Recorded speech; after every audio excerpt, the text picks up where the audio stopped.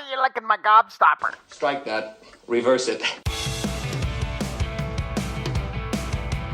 Fancy punks! Lick my plate! Drainage! It'll be 10 minutes where it's like a Steven Soderbergh Ocean's 11 movie. It's all slick and funny and stuff. Then just the most horrific shit imaginable happens. It's because that's what the fucking movie's about, you asshole. This fucking guy. The Tree of Life is freaking awesome. I'm sure you think it is. Faded to black. Oh, you are fucking this up. Neon slime. I said I'm not gonna hurt you. I'm just gonna bash your brains in. Band of Cinematique, where I like, I like the sets and I like all that stuff. What did you say? Cinematique? I don't know. Jared Leto, man. You're the worst, dude. If you ever listen to this, Jared Leto, you are the fucking worst. I'd rather watch that dude, the English dude, who looks like he's not done yet. So, hell, counselor! We are now in the ninth circle! The circle of traitors! Traitors to the country! Traitors to the fellow man! Traitors to God! You look like a stunned mullet, mate! A what? This movie is the opposite of getting laid.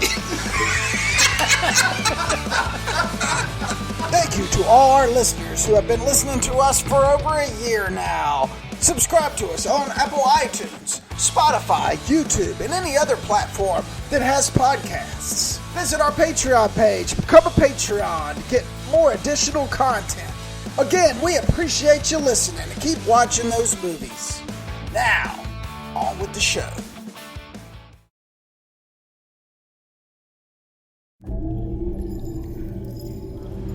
All right, mate. I've got 2 questions for you. You get them right, you get out of here. If you don't, I'm gonna cut off your hands. Okay, all right. Are you ready? Yes, I'm ready. Question number 1. What is Lee Bridges' favorite movie? That's an easy one. It's Jaws. Oh, yes, Jaws. Oh, well done, mate. The second question's a little bit harder. What's your favorite podcast? Oh, that's an easy one, too. The Midnight Drive-In. But wait, not the one that they phone in that's in Canada or something like that. That one's a piece of shit. I'm talking about the other one with the neon slime and Mark Rose. Yes! That's 2 questions. You get to let me out. Oh, I'm so sorry, mate. That's incorrect. Mark Rose hasn't been on that fucking podcast for over a year now. What? You know where he's been? What? In my basement. No, but I got the right answer. Oh, no, you fucking didn't, mate.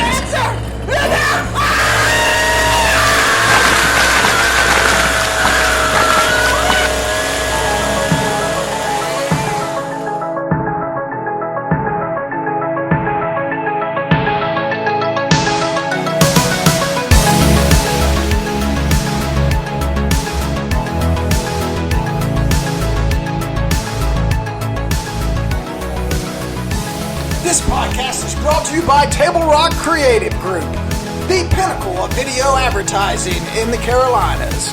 And now it's Lee Bridges, Doug Wall, and Garrick Lane. This is Tales from the Video Store. How we doing, boys? We're on number 85. How's your day been, Doug? What a stinker of a day.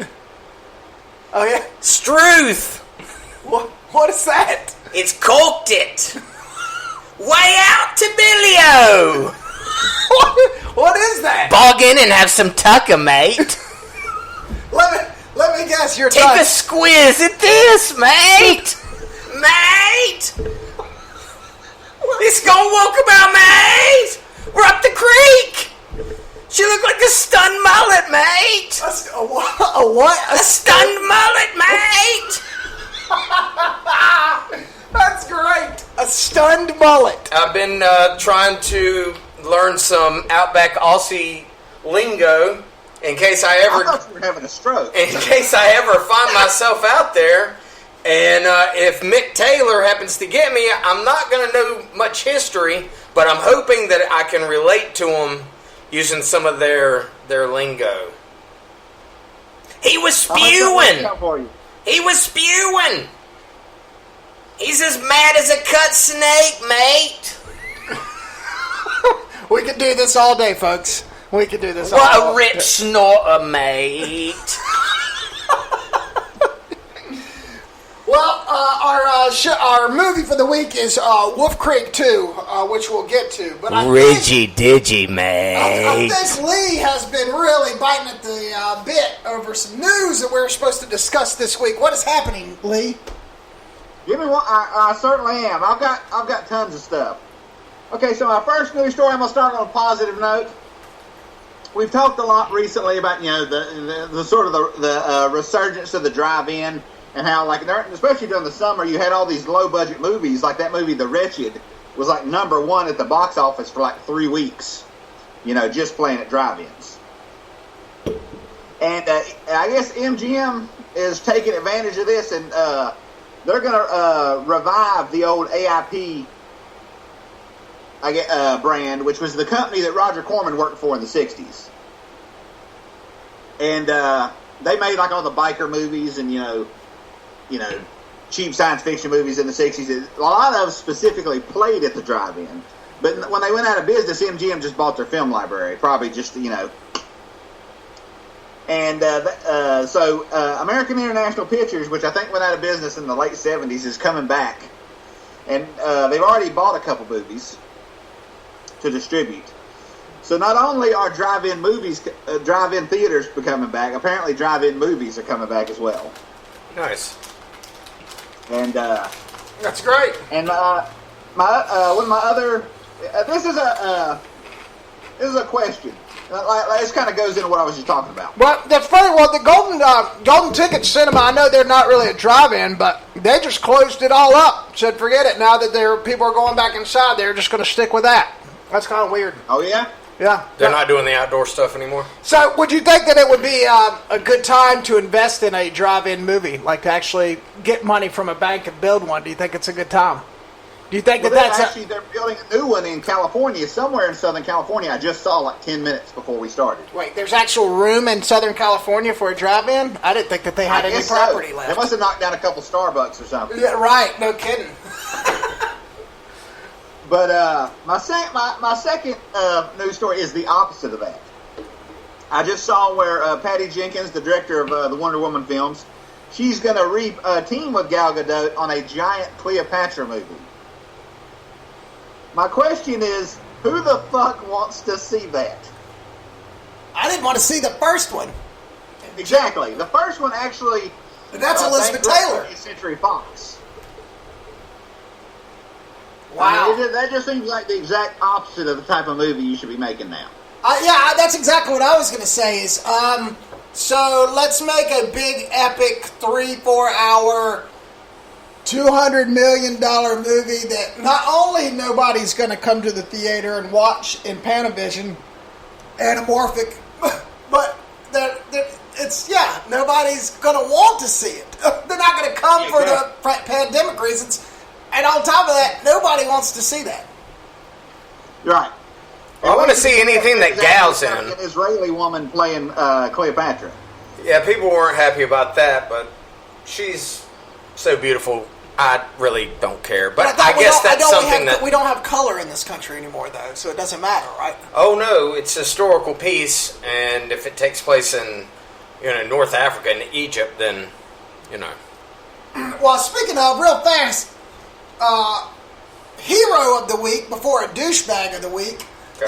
This brought me to... Did anybody watch the Saturday Night Live Bill Burr segment?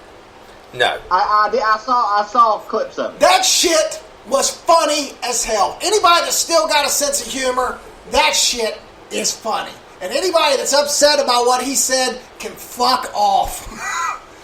Yeah, I just saw kind of like the highlights, just written. I didn't watch any of it. Oh my God, it was hilarious. I'm not a big fan of his anyway. Sure, I'm not either. Yeah. But it was a 7-minute rant poking fun at all the bullshit that's going on. Yeah. And there was a lot of people whose freaking vaginas were very hurt by it, and I was laughing my ass off. I thought it was hilarious. So I guess it's just one of those things. The guys that still have a sense of humor in this country probably appreciate it. Bill Burr, you keep doing what you're doing. About John Wayne being racist was great. Oh, that shit was hilarious. He's like, yeah, John Wayne was racist because he was born in 1907.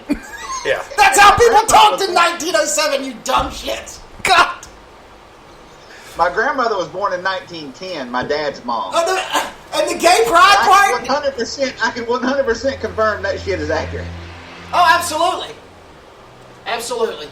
And the gay pride part where he's like, gay guys get, or the gay people get all of June, and the fucking black people get February. When it's overcast and freezing, there's only 28 days, and the sun goes down at 4 o'clock in the afternoon. They get February, and the gay guys get fucking June. Anyway, you have to check it out if you haven't seen it. I'm sure it's all over the internet. It's a pretty fun 7 minutes if you still have a sense of humor. If you don't, you can message me on Facebook and tell me how much of an asshole I am. Take a squeeze at it, mate. Hey, I'll come to your house and I can't do Australian. I'll cut your hand off. That was something Go else. on, give it a burl, mate. All right, what you got? You got some douchebag of the week? My douchebag of the week might seem surprising. Okay. But the douchebag of the week is Christopher Nolan. And I'll tell you why. Because worldwide, Tenet has made about $300 million. And it was recently released that it's going to have to make about, if you combine the budget, the marketing, everything, it's going to have to make about $800 million to break even. That sounds about right. Now, my question is, if let's say $800 million to break even, that means in America it had to make about $450 million to if you tie that with the international release, then it would break even. The reason why he's the douchebag of the week is, why did he think that it was going to make $450 million during the fucking viral apocalypse? Right. Christopher Nolan thinks he's so awesome that people would possibly die to go see his movie. I agree. You have to pack the theaters. You know. Well, it also takes two to tango. Somebody else helped him make that decision to say, we're going to try. I think a lot of it was probably Nolan pushing. Sucking his own dick, going, dude, people will come and risk their life to come watch this movie. He's been pushing for a theater release for this for 8 months. I mean, all through this pandemic, he was pushing for it to be released. Yep. You know, he obviously thinks that this is something special. I have not necessarily seen that to be true in any kind of reviews I've seen of the movie, although I have not seen it yet. But I'll hold my judgment until I do see it. But I'll tell you what I'm not going to do. I'm not going to go get into a fucking theater to see it unless I get a Tom Cruise, aqua safety mask or something like that. If Cruise can... You'll go dressed as Garrick with the mask. Yeah, that's the only way you're getting me in there. Sorry. You know the radiation suit that they wear at the beginning of Back to the Future? Yes. I would have to wear one of those. Yeah. Yeah. You guys are such But anyway, pansies. that's why, because that's just, that's so short-sighted of him to think that he's so important that, his movie's going to make that money back during this time. When he should have just done like the people at MGM who James Bond is the only thing keeping MGM afloat. Right. I mean, Sony keeps giving them money to stay open, but the only thing that's keeping them in that position is the James Bond franchise. And they even had the foresight to go, no, we're going to push it back till next year, see what happens. But anyway, that's why Christopher Nolan is the douchebag of the week. All right, well, I'll give you a silver lining. I'll give you the silver lining on the douchebag of the week. Christopher Nolan has made that company so much money that even a complete loss on this movie still has him in the way green. Yeah, are they just going to, after this, be like, no, we're good. We're not going to take your next movie. He's fine. And it's a loss, and they'll take a loss, but and it'll be an asterisk. It'll be kind of like the LA Lakers this last week winning the championship. There'll be a little asterisk by it. but he'll make another movie and he'll make all that money back up. Oh, I'm not worried about his career. I mean, he's fine. You know.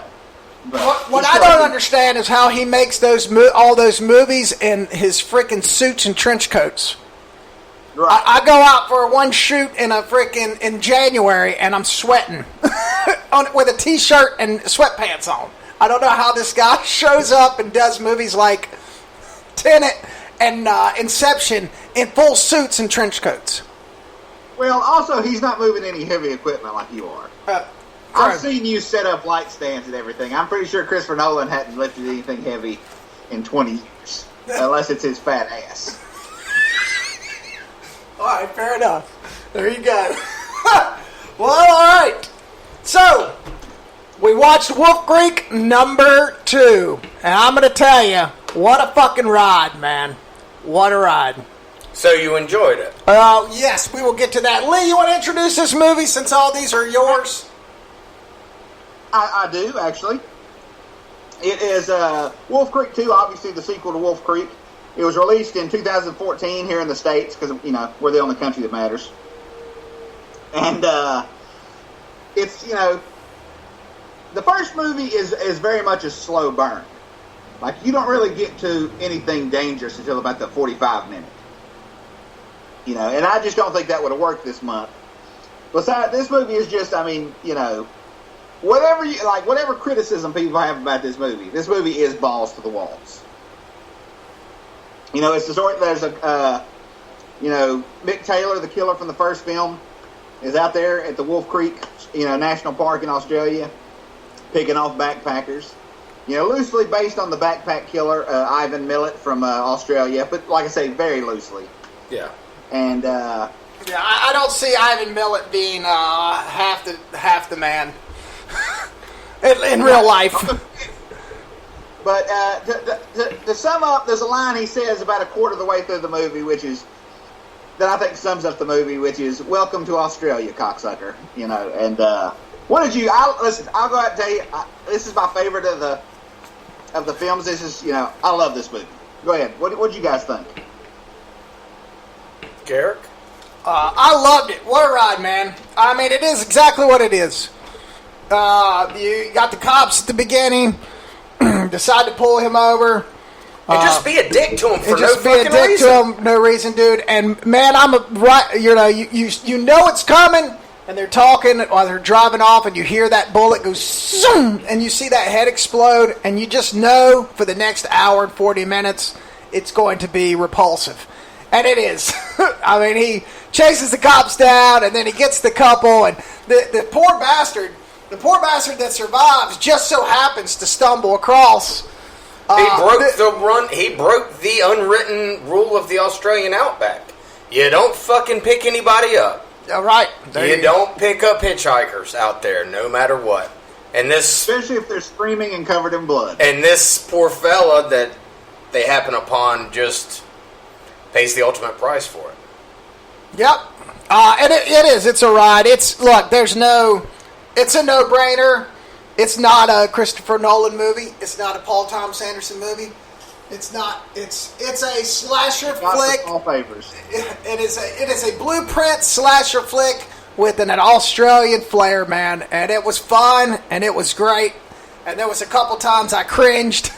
A couple times I was like, "Oh God!" When he sawed his fingers off. He puts the belt sander to the tip and then runs it down to the knuckle. Yeah. That's good. That makes me cringe just thinking about it. What about you, Doug? Go ahead, Lee. What were you going to chime in? I was going to say, the thing I think that makes it a great slasher movie is just how relentless Mick is. Yeah. Yeah. Like, at no point is he out of control. Like, when the old man points the gun at him, he knows he's getting in the house. You know? Yeah. He is just like, he is relentless in this movie. Yes. But go ahead, Doug. And there's no backstory, you know. It's not like Jason and Michael Myers. This guy does not like foreigners. Well, yeah, hold on a second, though. Lee, you've watched the first one. Have you seen the first one, Doug? Yeah. Oh, okay. I have not seen the first one. But I think it came out in like 2010 or 2012. It's been a while. Well, is there a reason he's like he is that I miss? Because he doesn't like foreigners in his fucking country. I'll get into that later. I mean, basically, from what I can remember, because there's like a bunch of people that are camping. There's a group of people camping, and he kind of shows up and is kind of helpful initially. Yeah. And then they're cunts to him, and he's like, "Oh, once he once the Americans start giving him attitude, he's of course, like, the fucking Americans, they got to be cunts." Well, and in this, it was a German couple who really didn't do anything wrong. They just were at the wrong place at the wrong time. Yep. And when the guy stood up and started, kind of having that German accent, and he's like, something crowd, I was like, oh yeah, it's all done. He's about to fuck this dude up. He saws his head off. And then he saws his head off with like a 10-inch Bowie knife. Yeah, Jesus Christ. So what I'm saying is there a reason he's like this? There's a reason Jason is who he is. There's a reason Michael Myers is who he is. Those are fictional, magical characters. This guy is just a regular Joe, man. He's just Mick Taylor. He lives... think about it like this, man. There is so much fucking land in these parts of Australia around this Wolf Creek that he might go weeks on end, maybe even longer, without seeing or having a conversation with another human being. Like, it's just that's how it is out there. It's so spread out. It's not like anything that you can really even wrap your head around. So I think he just... he likes to do his hunting, do his stuff. If he comes across some people that he thinks are being dicks, he takes them out, and he doesn't like foreigners. Simple as that. I mean, I don't think he had like some traumatic thing that turned him into this guy. I think it's just something that happens over time, when you are kind of in this kind of environment, man. People aren't meant to be alone for that long. What's amazing is Australia's a completely different place. I worked with some Australian guys. There's snakes that will take you out, one bite, done. Yeah. There's animals that we don't see here that are all over the place and could get you at any moment. So that's like Australia, especially in the outback, is probably no joke. Yeah. Yeah. And people could probably disappear in the outback without anybody even knowing. Yeah. I think my favorite part of this movie, there's a part where, I guess later on in the movie, about 30 minutes in,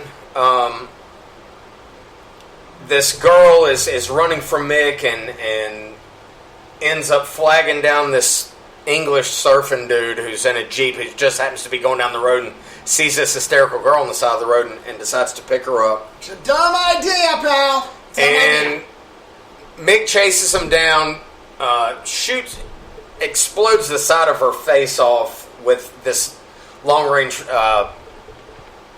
whatever rifle he's using. I'm not exactly sure what it is. Probably like a 30-30 or something. I don't know.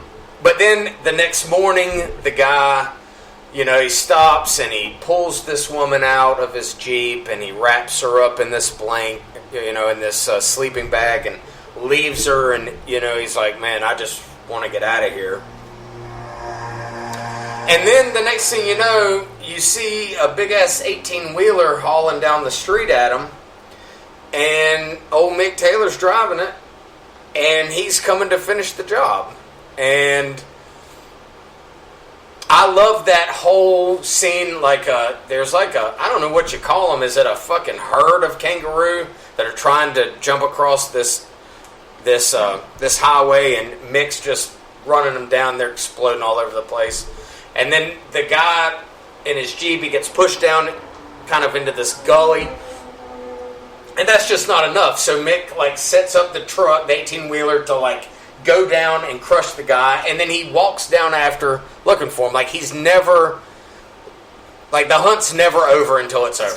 He's not going to give up. It doesn't matter what you do or where you go. This guy tries everything. He finds, a couple that he thinks are going to be his saviors, and Mick's just nope, it's not happening. No. And he just... He's the Terminator in a lot of ways. Yeah, he's Aussie Terminator. Yeah. But wittier and funnier than Arnold. You know, I loved it, man. I mean, it's exactly what I want. It's got like that kind of. They're like the last like 25 minutes. It's got that whole kind of like Texas Chainsaw Massacre house vibe where, you know, this dude gets loose in his dungeon. There's like half rotten bodies everywhere. You know, this girl ends up kind of still being alive, and you get a sense of like not only the lengths that he'll go, but the amount of time that he's been doing this sort of thing. It's not like this is a new thing. He's been doing this for, God, I would say at least a decade. Hell, maybe even 15 or 20 years. You know, yeah. There was a little a thing at the beginning of the movie that said, like, out in Australia, there's like, it was a very large number, like 30,000 people go missing a year out there, and like 90% of them are found in the first like 3 days they're missing because it's just so vast. But some people are never found at all, and you know, you can use your imagination to think that some of them meet a guy like Mick Taylor. You know, right? And like you spoke about Ivan Millet, he did this kind of in the late 80s, early 90s. I think he killed like 7 people, and basically he would pose as like a guide and be like, yeah, you know, I'll help you, and then he would take them somewhere where they were trapped, kill them, and then take all their shit. So, you know, this doesn't necessarily come from nothing. You know? Right. But like you said, there were actually 2 backpack killers in Australia. Yeah. And there was another guy, I think his name was Bradley Murdoch, that killed like an English backpacker. Yeah. And this guy was English. I guess that's the connection. Right. But, you know, I mean, I liked it fine. It was better than I thought it was going to be quite honest with you. Anytime you get a watch blank part 2 or part 3, you know, I'm always like, you know, what am I getting myself into? You just don't know. But I really enjoyed it. It was everything I wanted to be and more. Yeah, exactly. Yeah. Now, going back to the backstory, there is a Wolf Creek TV show. Now, I've only seen the first season, but it does deal more with Mick's origin. Okay. This girl, she's American. Her family goes on vacation out in the outback. They rent an RV, and of course, they stumble upon Mick Taylor, and she's the lone survivor. And it's not like she never gets captured by him because he thinks she's dead, you know.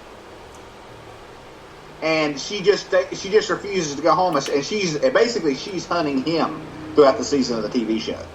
Is John Jarrett Mick Taylor?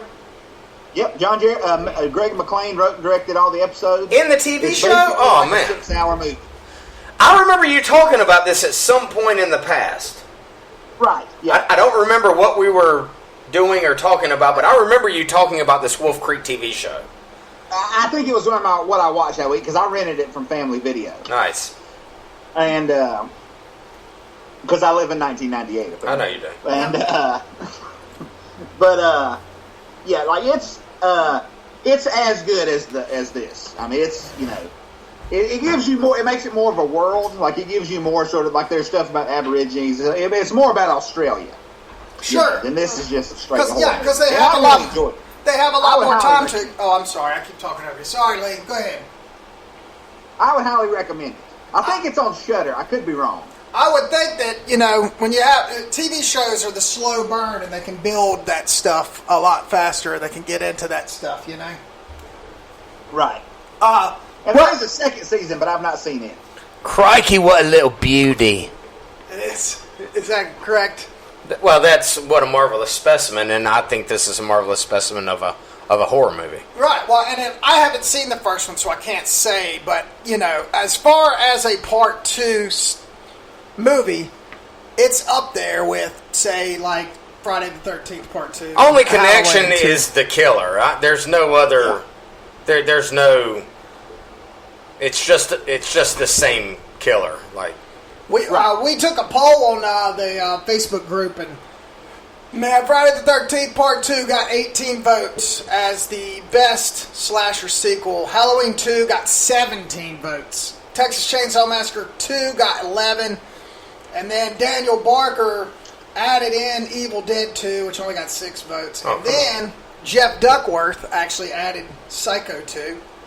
And then Josh Lloyd added Jeepers Creepers 2, which I'm sure he was just trolling. So, anyway, that's a pretty close sequel, when it comes to Halloween 2 and Friday the 13th Part 2 as the best Psycho sequels. 2? I can't even remember that one. Fucking Psycho 2? Psycho 2 directed by an Australian. Throwing that out there. Oh, yeah, there you go. Well, I voted for Friday the 13th Part 2 just because of, of my history with that movie. But, Halloween 2 is a pretty good sequel because it follows up the same day, right? It starts up right at the end of the first one, right? Right. So it's like the same continuous. And the hospital setting makes it completely different than the first one. Yeah. Yeah. It's different enough and the same enough, if that makes sense. Yeah, makes sense. Yeah, so very good. But listen, if you like sequels, if you've seen Wolf Creek and you haven't seen Wolf Creek 2, it is a highly recommend from us. It's a great slasher flick, and Mick Taylor, man, he don't play. He just wants to have a good time. Yeah. That's it. His way of a good time. As long as you're not a palmy ass. Yeah. It's like they used to say, Foster's Australian for beer. Well, in this case, it's Mick Taylor, Australian for crazy fucking serial killer, mate. Right? Right. Yes. Right. Yes, Okay. agreed. All right. All right, cool. All right, well, what'd you watch? You get time to watch something this week? I watched a couple things, I did. Okay.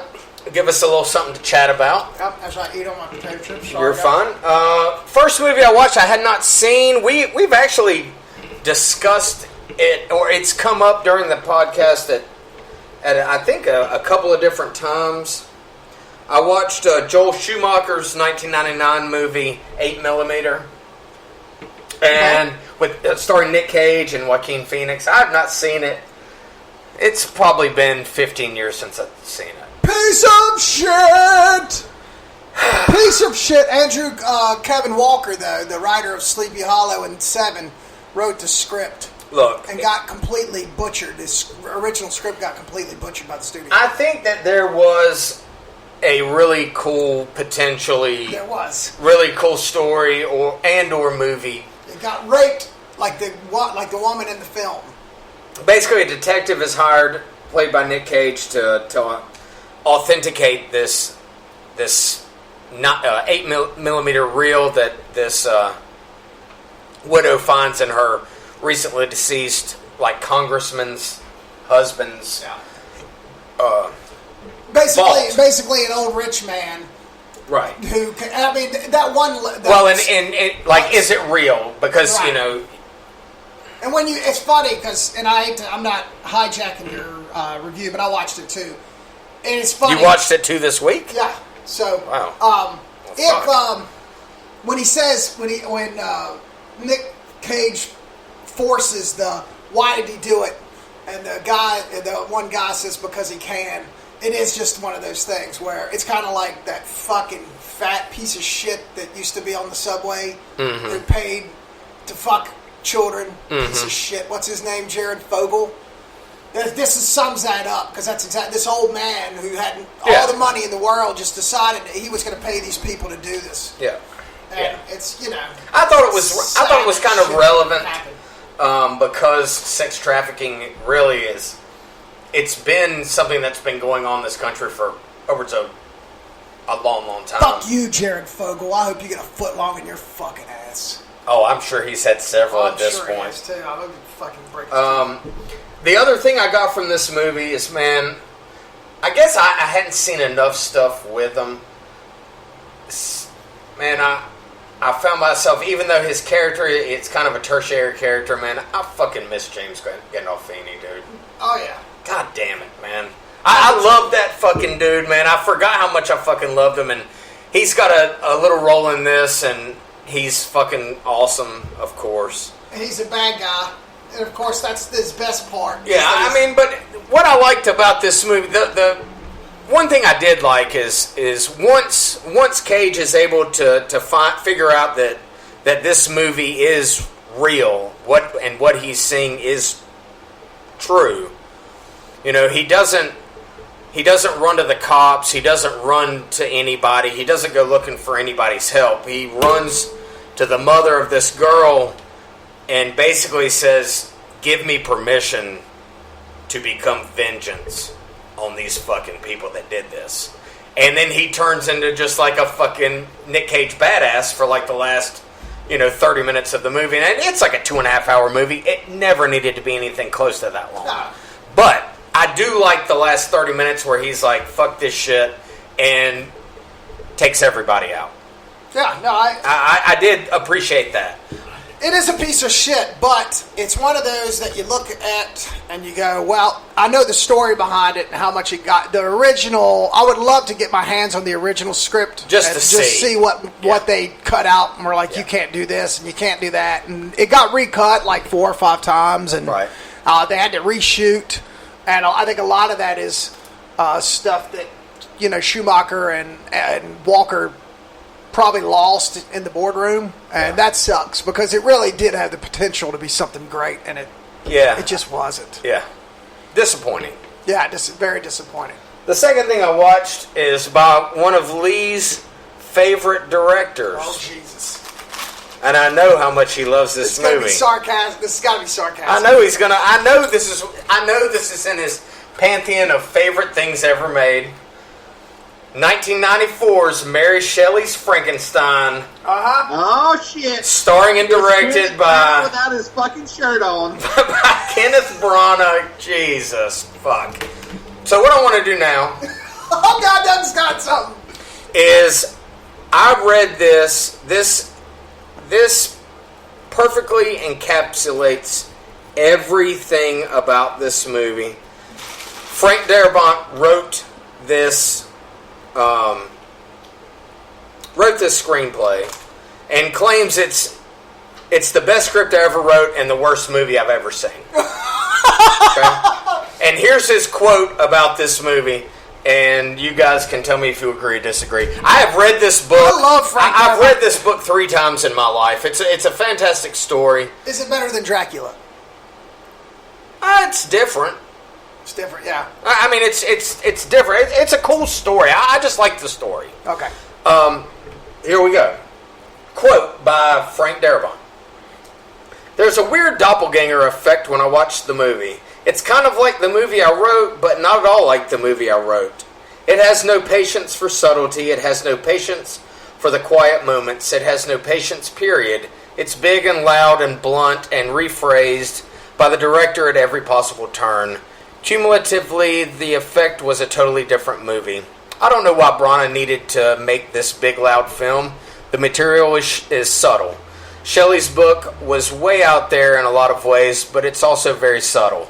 I don't know why it had to be this operatic attempt at filmmaking. Shelley's book is not operatic. It whispers at you a lot. The movie was a bad one.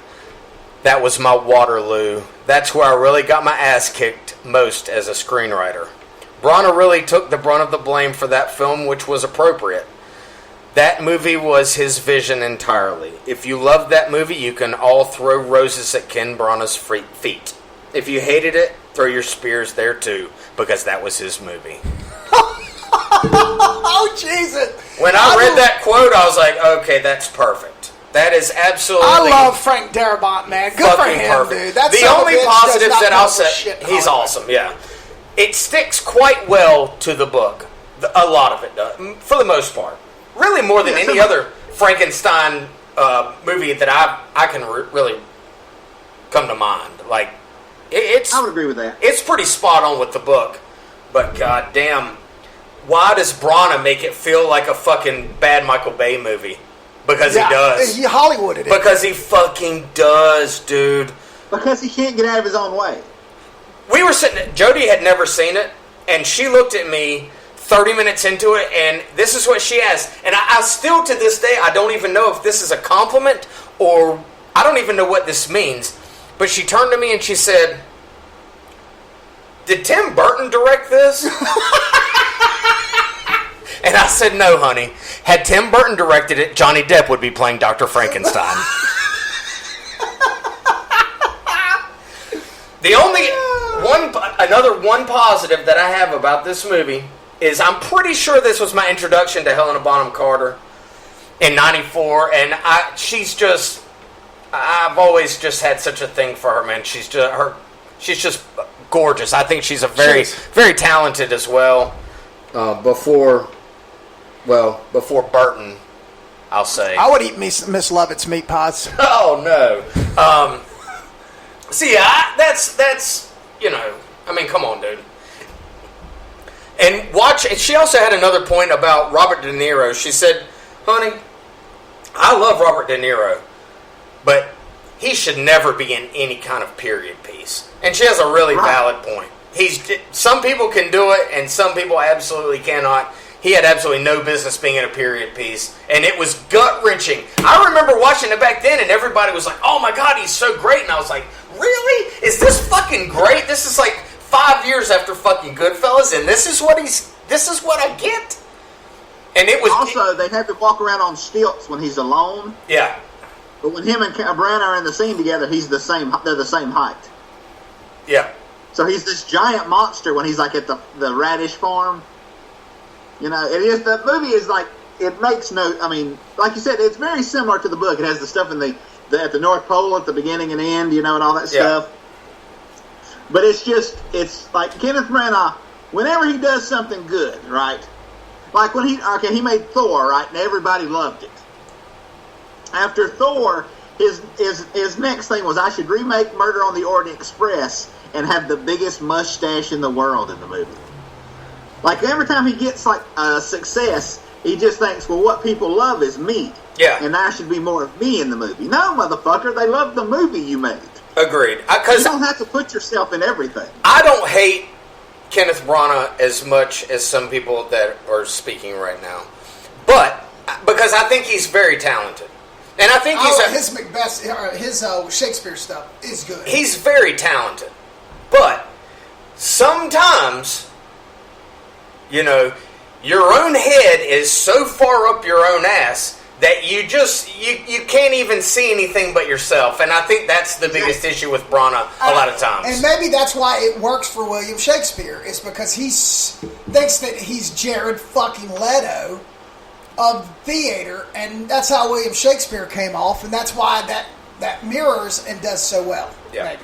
Yeah. But then when he does Frankenstein and Murder on the Orient Express, he's fucking terrible. Yeah. It's just, look, man, it's just fucking bad. That's it. It's just fucking bad, man. It's just an overblown attempt. It's comparable. I mentioned Michael Bay. To me, it's like you missed the point on Pearl Harbor as much as Kenneth Branagh missed the point in Mary Shelley's Frankenstein. Right. Like you have stuff in it in both movies that were supposed to be in there, but for whatever reason you fucked it all up. Yeah, it happens a lot. It does happen a lot. Dude, I hadn't seen this movie since probably '94, and Jody had never seen it. And I was like, "Fuck, you want to watch this?" I was like, "I hated it back in the day," and when she started asking me these questions and certain things would happen, and I'd just start laughing. She was like, "You really hate this?" I was like, "Yeah, I fucking do. I really do." And I think I hated it more this time than I did 16 years ago watching it. Or, 26 years ago. God. Jesus Christ. God. Yeah. 26 years. So that's what I watched. All right. Top that, motherfucker! All right. All right, I guess I'll go. Okay. What's that? I said okay. All right. My lovely girlfriend Bonnie, she signed up. There's on Apple TV. There's a channel for Era Video who put out a lot of older and obscure movies on DVD, but they have a streaming channel just on Apple TV. And she got a free week of it that came with her, years. She got a free year of Apple TV, and this is one of the free previews. They extended I watched some stuff. The first thing I watched was a movie from 1984, a French-American co-production. I guess you'd call it an action movie. It's called White Fire. And it was directed by a French softcore porn director and named Jean-Marie Pavillon. I can't say his last name. Paladry. And it doesn't really make any sense. Because this brother and sister, I guess you say they're diamond smugglers, but the diamond mine they work at know they're smuggling. I guess they cut the mine in like 50-50 on the money. For some reason, the guards at the diamond mine are dressed like stormtroopers in Star Wars. And about 20 minutes in, the sister of the two gets murdered. And the brother goes out and gets drunk at a bar and finds this woman who looks like 90% like his dead sister. And they've got to do this heist where they steal this. There's this diamond called the White Fire, which it's like giant, and it glows white, and it's like radioactive. To me, it just sounds like plutonium. But they make a big deal out of it. And it's so clearly an action movie made by someone who has no idea how to direct action. It has that sort of Roger Moore, James Bond, slow white guy kung fu. You know, it looks like a bunch of guys took a YMCA self-defense class. But about halfway through, Fred the Hammer Williamson shows up. It's my favorite shit right there. Right, and so if you like that, you might enjoy White Fire. Okay. And other than that, I also watched on Arrow Video, I guess you would call it an Indiana Jones ripoff. It also involves a large stone. It's called Bloodstone. And it's an American action movie that was made in India. And it is just, once again, and the director, Dwight Little, like he directed the Brandon Lee movie Rapid Fire. He's made some, like, you know, competent action movies. But it also suffers from a lead who has no idea what he's doing. When the American ex-cop is fighting, a lot of times there's close-ups of basically a stunt guy's chest where they frame his head out and there are punches being thrown. But the main thing, the good thing about the movie is it stars this guy who was a huge star in India, named Sharem Sabu, and he's like the second banana. He's like the guy the American guy teams up with. He's this like cab driver who like knows like all the secrets of the city they're in, and like, you know, whatever city in India they're in. And this dude, he's like over there. He's like Harrison Ford. He's that big in India. Nice. Apparently, when they were shooting the movie, there were so many of his fans climbed up on top of this building, the building collapsed.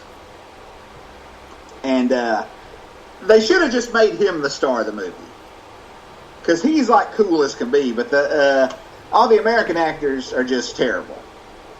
And also, for some reason, there's a white guy dressed up as an Indian guy, like with like shoe polish on his face, pretending to be a detective who's following. You know, he's sort of in the background following what's going on. And I have no idea why that's there. But it was pretty terrible. But what was not terrible was the movie, which we've talked about. We went back when we used to watch trailers at the beginning of the show. We watched the trailer for this about a year and a half ago. A Russian film from 2018 called Why Don't You Just Die? And it's amazing. Did you get a chance to watch it, Garrick? No, I didn't. The best way I can explain it is, it's like the first half is like early Sam Raimi. It's like these two guys are trapped in this apartment and they're just destroying it. Like they're throwing each other through walls. It's that sort of early Sam Raimi Evil Dead slapstick. But the second half is more like Blood Simple, the Coen Brothers' first movie. It becomes very serious in the second half. But the tonal change is not jarring at all, because it's just, I guess it's just a Russian thing. But it is, I mean, the camera work, it's this guy's first movie. This guy will make a movie in America. There's no doubt about it. The camera work is fantastic. It's lit very almost, not like a comic movie. It looks like a comic book, like the way the lighting is. It's a lot of colored lighting stuff like you'd see in an older movie. You know, and it's just a guy, his girlfriend basically tells him that his father's been molesting her whole life, and she wants him to go to her parents' apartment and murder her father. When he gets there, she realizes her father's this Russian, bald-headed Russian giant who's a police detective in the Moscow PD. And it's just through this like circumstances you realize he's been like he's basically been stealing money. The cop has, and you know, once the kid discovers the money, the dad can't let him go. And it's just like the money is like a curse. You know, like everybody who tries to take the money, something terrible happens to them. But I encourage everyone to see this movie. If you like, the violence isn't the reason to see the movie. The reason to see the movie is it's a very well-made movie. But if you can handle, you know, sort of extreme violence, or somewhat extreme, it's not that violent, I guess, I would highly suggest Why Don't You Just Die? You can rent it for 99 cents, I think, on Amazon. I've been wanting to see it. Yeah, I have too, man. I know exactly what you're talking about, and I remember being like, yes, that looks amazing. And then I haven't seen it anywhere available, so. Yeah. And the last thing I watched is, me and my girlfriend watched the 1990 Night of the Living Dead remake, directed by Tom Savini. And I forgot just how well made a movie it is. The only weird thing about it is there's no blood in it. The MPAA came down so hard on Romero and Savini that they basically, like 8mm, they basically just cut it to ribbons. Yeah. And it's weird because you would think a movie directed by Tom Savini would just be a bloodbath. But it's the exact opposite. You know, the zombies get shot and they just fall down. I think there's maybe, you know, 2 scenes that have blood in them. But it's it's got Tony Todd in it. And I will say the thing that makes it not superior to the original, but the Barbara character, the female lead in the original, she's the hero of the movie. And the first one, she basically just sits there, you know, in the original. But she's much more of a proactive character in this one. And I think it's streaming on Hulu or Prime, I can't remember. But if nobody's ever seen it, highly check out the 1990 remake of Night of the Living Dead.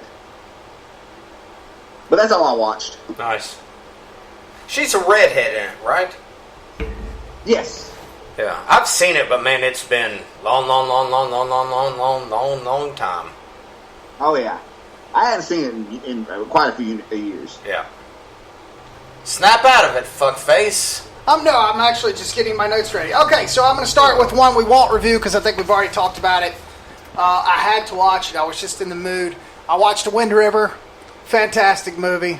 Taylor Sheridan. Jeremy Renner. It is a great movie. Nice, small, simple story about a murder on the Indian reservation in Wyoming and a quest of a fish and wildlife agent and a FBI from Las Vegas. A woman, one of the Fannings, which one? Can't remember. Anyway, it's a very good movie, very quick. I think we've talked about this movie before, right? We've on this one. Yes. Oh, yes. Yeah, it's great. It's great. Oh, yes.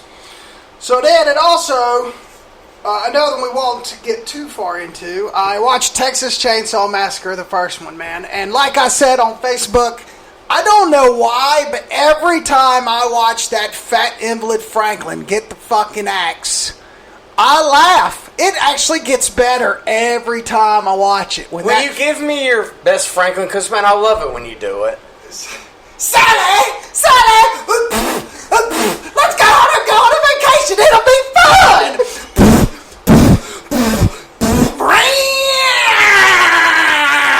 I so love it when you do that. Thank you. We're gonna have a good time. We're gonna go out in the cabin. We're gonna have a great time. I wanted to kill that fat Jesus fuck. God Christ. almighty. Fuck. Even as a kid, when I watched this, I was like, Jesus. Can somebody get this fucking guy, please? And I honestly think that he was written in just for guys hate. like me to be like, dude, thank God they finally off that fucking fat ass. Yes. God. What a good movie, though. It's still good. It still feels like you're there, dude. I can't even imagine, and I don't know her name off the top of my head, the actress that played Sally, but the amount of... What's her name? Marilyn Burns. The amount of screaming that she had to do for that movie, she probably had to have vocal cord surgery when that thing was done. This is one. It's one that I fucking love. Oh, it's in my... nothing will ever take it out of my top 3 favorite horror movies of all time. But to a newer audience, like I remember about 15 years ago, I showed this to Jody, who had never seen it. And she laughed like the whole fucking time. I was like, what the fuck is so goddamn funny? I guess seeing it when you're young and impressionable, and it's the early 80s. It's different than seeing it in the early 2000s for the first time. Because that feeling, like him coming out and like grabbing that dude and whacking him, and he starts flipping out and like dragging him, into that kitchen and slamming that steel door and putting the dude on the hook and all this, like you said, man, it made me feel like I was there, and to anybody who wasn't lucky enough to see this some years ago, I still say give it a look. But I've heard several people say that it's almost kind of humorous to them now, and that makes me sad. Yeah, because it'll never be humorous. It's never going to be funny to me. Yeah, it'll never be funny. The second one, yes, it's funny, but not the first one. Not the first one. Yeah. The only funny part is when Franklin gets that shit. Yes. That fuck. God, what a fucking... Anyway, all right, so, and then I watched On the Verge and I'm guiding you through the gates of hell, counselor! We are now in the ninth circle, the circle of traitors! Traitors to the country! Traitors to the fellow man! Traitors to God! You, sir, are charged with betraying the principles of all three. Quote for me, the American Bar Association's rule of professional conduct, Canon 7, should zealously represent the client within the boundaries of the law. I find you guilty, counselor! Guilty of betraying your fellow man! Guilty of betraying your country! Abrogating your oath! Guilty of judging me and selling me out! What movie's that? We don't even need to say it. Cape Fear. Sound of Music. Sound of Music, Lee chimed in. What a great movie. Where Robert De Niro might lack in Mary Shelley, he brings complete and utter disdain and awesomeness to this character. Max Cady is a badass. That movie is very foreboding. You just feel it. Like when he's talking to Juliette Lewis, you are physically... That's his scariest role. Like when he gets old girl up in the hotel room and he's like, yeah. And then it's just... I'm going to show you my loss. Yeah. Counselor. He is one evil motherfucker in that. Yep. Good movie. What brings you down here? Oh, the climate. Yeah, the climate. What brings you to Essex? Yeah. It's a fantastic movie.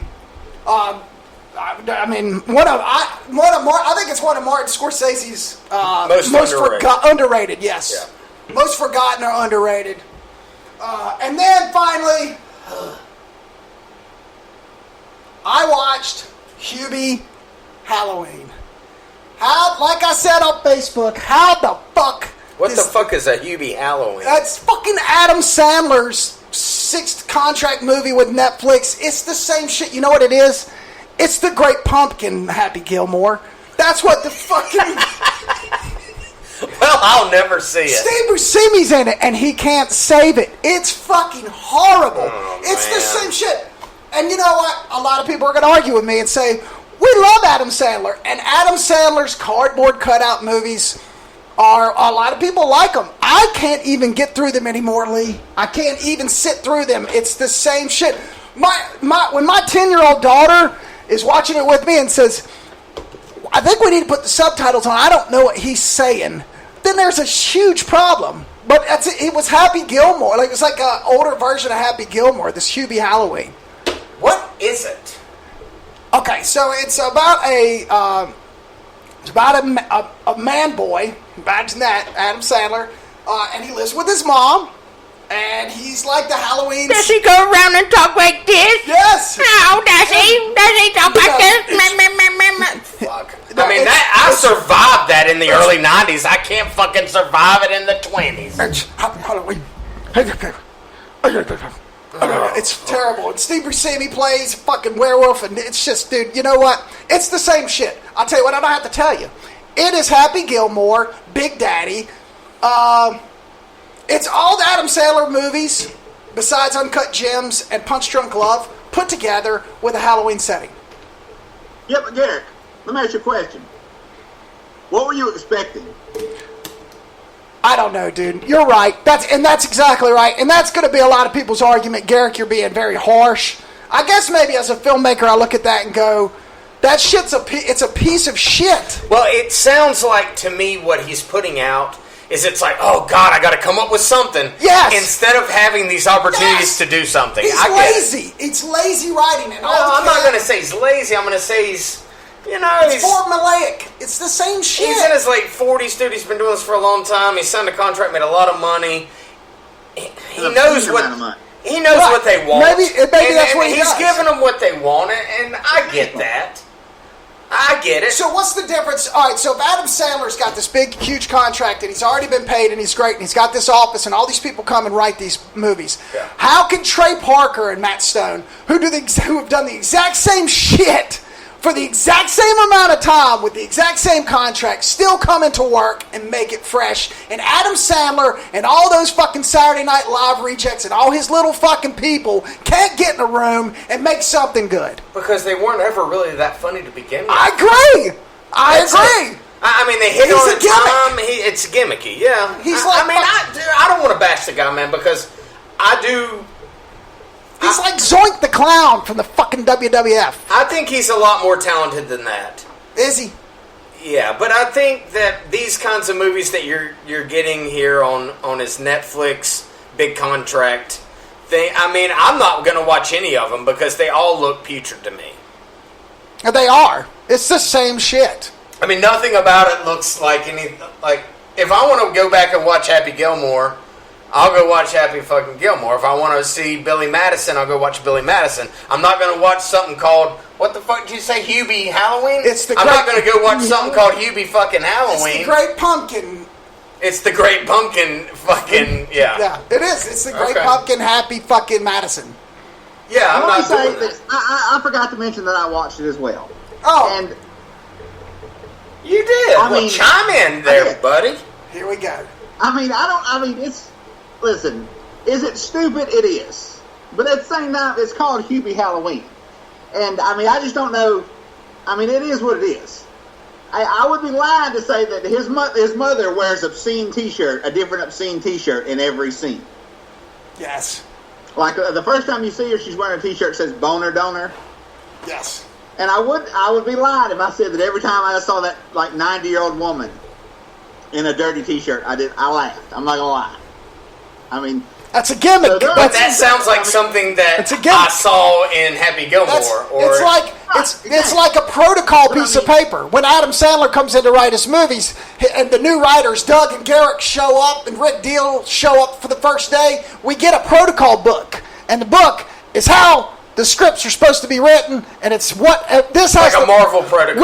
We have to have this, and this in these movies, or it doesn't sell and we don't do it. Right. Well, all right. Well, I'm different than you. That's why you guys make fun of me. I'm the opera of cinema guy. Well, I'm the guy that looks at I'm the guy that still gets a hard on over the bridge of River Kwai. Well, do you think that it's fair? Do you think that it's fair, knowing what his library looks like for the most part? Do you think that it's fair for him to have not, been nominated for an Academy Award for Uncut Gems? Fuck no. But basically because some people were like, it's because of what he's done in the past is why we're not. He's not Oscar ready. He was good in Uncut Gems, but dude, I think he improv'd a lot. It's okay. And it's not fucking Happy Gilmore. And that doesn't necessarily make it fucking award winning. Right. Even Punch Drunk Love, probably his best performance. He was still Adam Sandler. Absolutely 100% his still best Adam performance. Sandler. He's punching stuff and he's being Adam Sandler. Yeah. It's fine. You know what? He makes more money than me, and he could make a movie about a fucking old man on a goddamn lawnmower going across Oklahoma, and people would throw money at it. So who the fuck am I to say anything? Well, that's a valid point. He could. You know what? He has enough money to get a snuff film with Garrick Lane getting freaking machetes and chainsaws put in his asshole and dying because he has that much money. So why wouldn't he? Who cares? What am I talking about? I'm fucking nobody. Fuck you. At the same time, at least, I will respect the fact that he keeps people constantly employed. Yes, Yeah. And if he was a friend of yours, he would take care of you forever. Exactly. Okay, so I take back everything I just said about Adam Sandler. I love Adam Sandler movies. Hey, buddy, I'm a good cinematographer. Could be a great AC. Give me a call on your 13-movie contract with Netflix. You know what? Go get a fucking island and take all your fucking Happy Madison fuckos out to that island. Because you know what, Adam Sandler? Next to Rob Zombie and Jared Leto, you are the third fucking worst.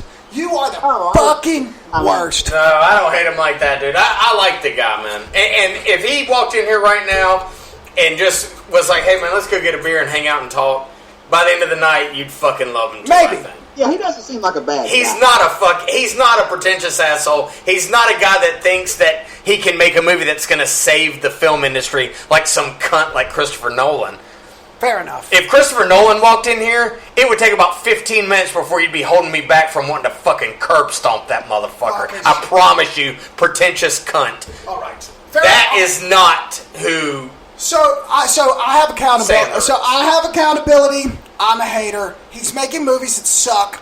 Adam Sandler, man, I love your SNL, and I do love some of your movies. Make something with a little bit of material, man. Just show me you can do it. Show me. It's not what they're paying for. Dude. Help me. Help you. They're paying... Netflix is paying for him to make... Hubie Halloween. And that's what they're getting. I mean, he's giving them what they want. Give the people what they want. Exactly. That's it. You know. All right. Fair enough. Sorry. Argument's over. I'm sure it's shit, and that's why I'm not going to watch it. Fair enough. I'm just not going to participate because, well, the fucking name is Hubie Halloween, and that right there is enough to tell my brain's like, no, the fuck, we're not going to watch that bullshit. It's the Great Pumpkin, Happy Madison. It's the Great Pumpkin, Happy Madison. It's like an earnest movie. Yes, You know. it's like a Medea. He's like a white version of fucking Tyler Perry. Well, Tyler Perry makes movies like that because that's what the people want. I know, and I hate them both. Making it for the people. Got to give the people What they want. Give the people what they want. All right, whatever. Well, what's the 99-cent rental there this week? I've got a little 99-cent rental that I watched Rant fest here. last night. I'm sure Lee has probably seen this. Garrick, I'm sure, has probably not. This is from 1974. It's a Canadian... I already hate it. Canadian Hollywood, Collaboration. a little hybrid. Co-production. Called Deranged, which is very loosely based on the 1950s serial killer Ed Gein. Oh yeah, with the guy, the old guy who sells the car in Christine. Roberts Blossom. I can't think of his name. Yeah. Roberts Blossom. He was also the old guy, the snow shoveling guy in Home Alone. Oh no, yeah, exactly, yeah. You know, the creepy old guy that's out there shoveling. That's Roberts Blossom. But this was when he was much younger, and he plays this guy named Ezra Cobb, who was supposed to be Ed Gein. And it looks fucking great. It's really actually pretty well written, but man, it's so fucking weird because, you know, in old Twilight Zone episodes, you would have like Rod Serling sometimes like narrating during a scene or like standing off to the side like during a scene doing like an odd narration through a story. Well, they have this fake journalist do this throughout this thing, and I can't think of anything else that is really like it. It's super It's fucking... supposed to make it like a docudrama. Like a... Yeah, I guess so, but information. it's just really odd. Look, it's not great. I'll be the first to tell you. It's not great. It's very strange. But it's a 99-cent rental. And it's oddly humorous. Like, a lot of the writing is pretty witty. A lot of the stuff that kind of happens is pretty witty. But it's a one-time banger. If you have any kind of... if you're an Ed Gein guy, you want to see somebody dig up his mom and, talk to her and dig up some other people and have fucking dead people dinner parties and the like, then this is something to maybe check out. This might be for you. It's certainly not for everybody. You might get 5 minutes into this and be like, nope, I'm good.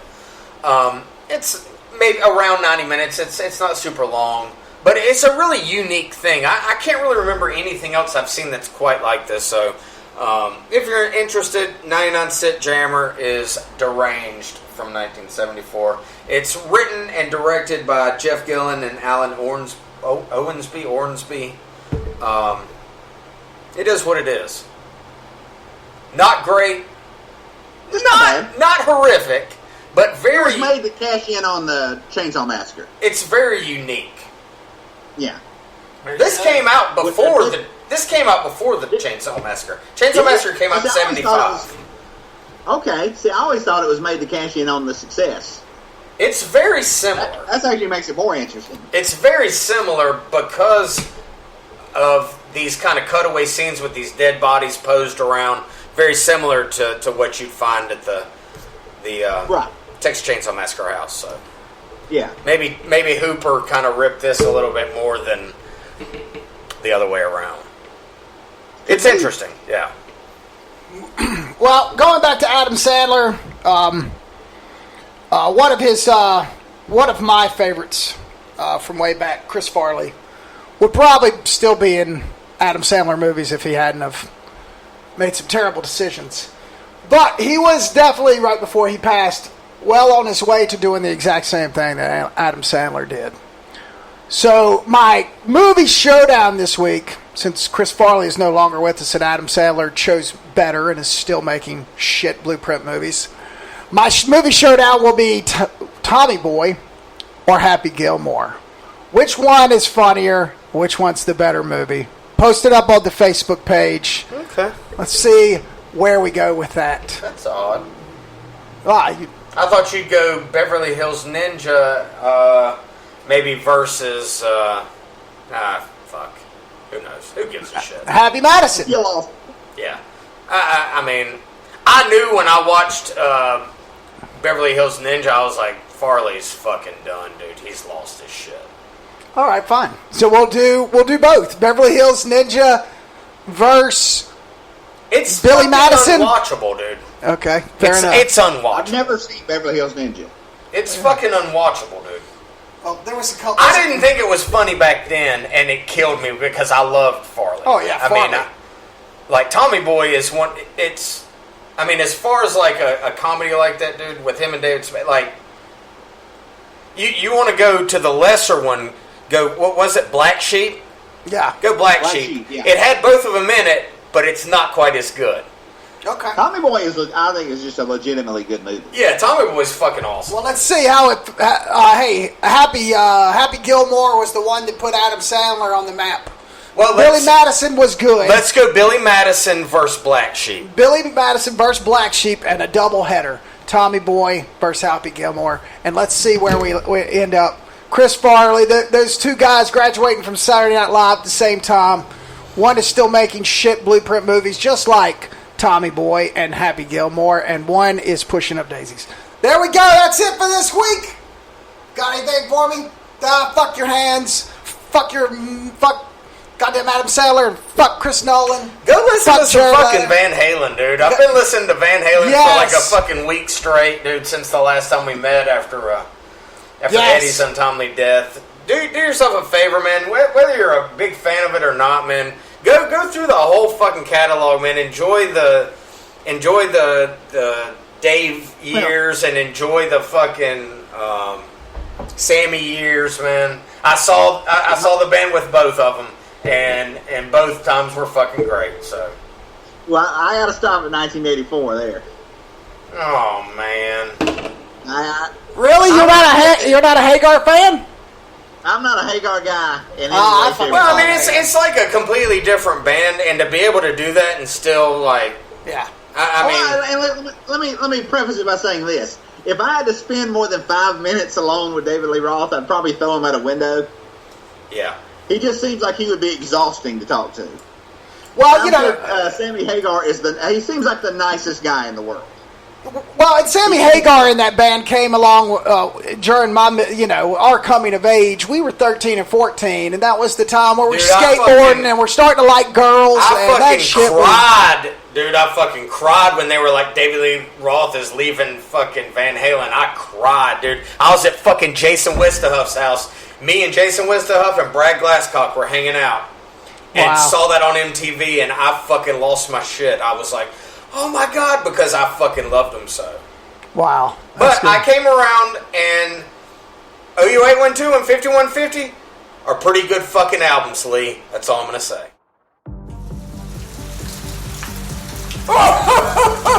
Forget about that restraining order, counselor. You're well within 300 yards. I'm going to the promised land. Going to the promised land.